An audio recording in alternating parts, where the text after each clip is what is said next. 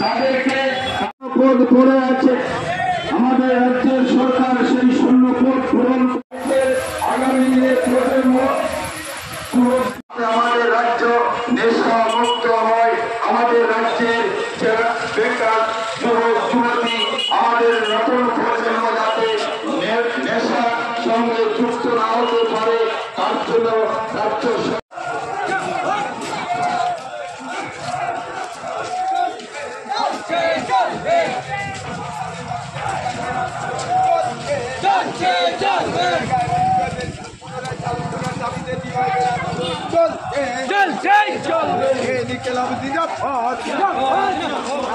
রাজ্যে আইনের শাসন প্রতিষ্ঠার দাবিতে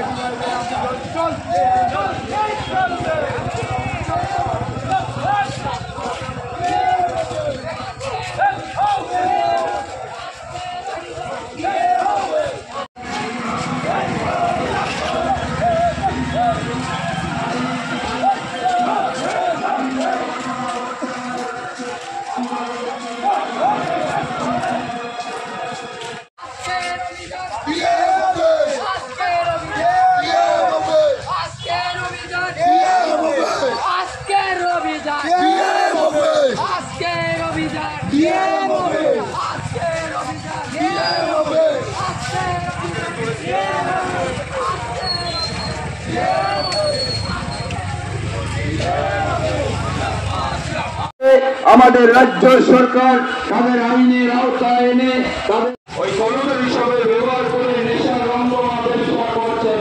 আমাদের রাজ্যে যে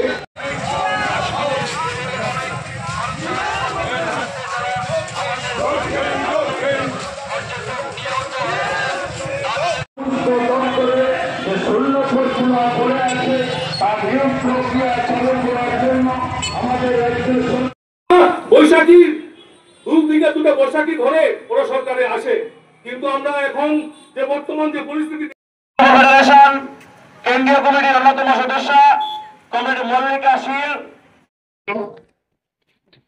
আমাদের ছাত্র যুব আন্দোলনের প্রাক্তন নেতৃত্ব কমরেড অভিজিৎ দা, রতন দা সহ আমাদের প্রিয় দুজন বিধায়ক শৈলেন্দ্র দা। এক হচ্ছে আমরা কাজ চাই,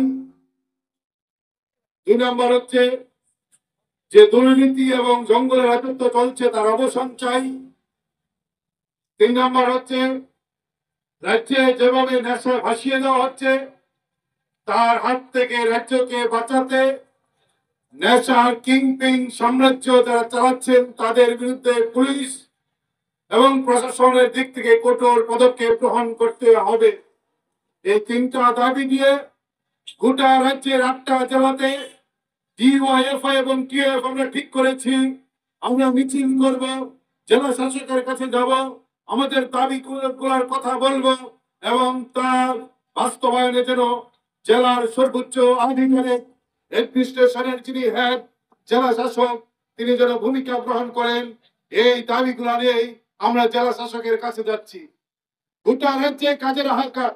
কৌশিক দা বলেছেন যে আমাদের রাজ্যে 2018 সালের মার্চ মাস যে সময় বামফ্রন্ট সরকার এই রাজ্যের ক্ষমতায় থেকে চলে যায়, সেই সময় আমাদের রাজ্যের বিভিন্ন সরকারি দপ্তরে শূন্য পদের সংখ্যা ছিল মাত্র 17,000।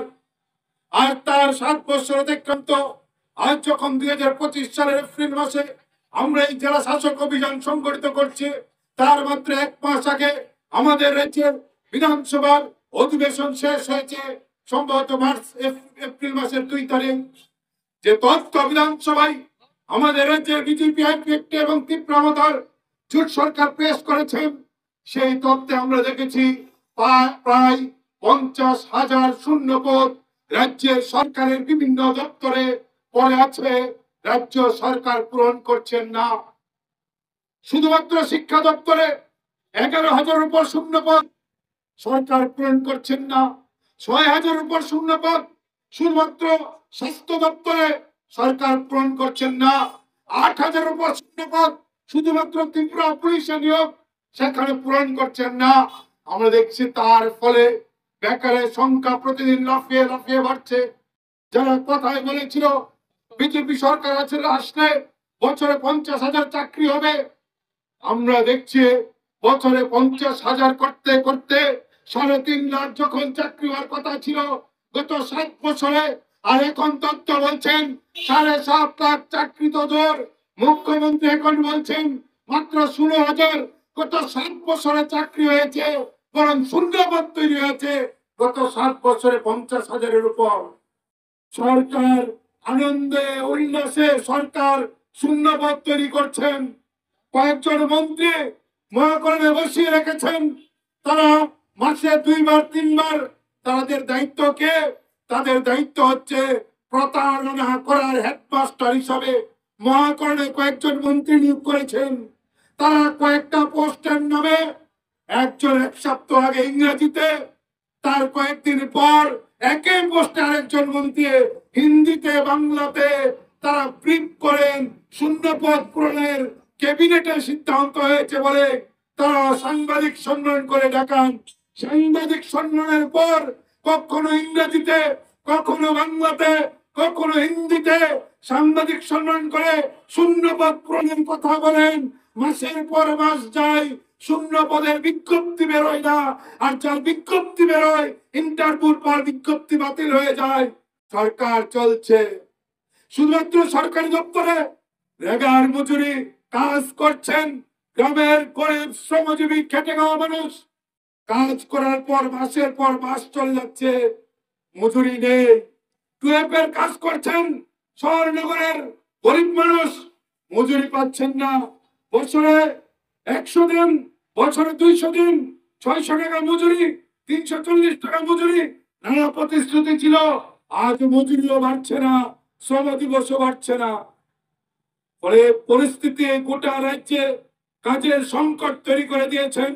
কথায় কথায় মিথ্যা বলছেন, আর এই সংকট তৈরি করে দিয়ে আমাদের রাজ্যের একাংশ নবপ্রজন্ম, নতুন প্রজন্ম, যুবক শ্রেণীকে কিভাবে নেশার সাগরে ভাসিয়ে দেওয়া যায়, কি করে নেশায় তলিয়ে দেওয়া যায়, একটা অন্ধকার গলিতে কিভাবে এই রাজ্যের যুব সমাজকে পৌঁছে দেওয়া যায়, তার জন্য শাসক দল, সরকার, তাদের যে সংগঠনগুলো আছেন তারা সবাই মিলে ঠিক করেছেন সরকার ছোট বাজারে লাইসেন্স করা দেশি বিদেশি মদের দোকান দেবেন।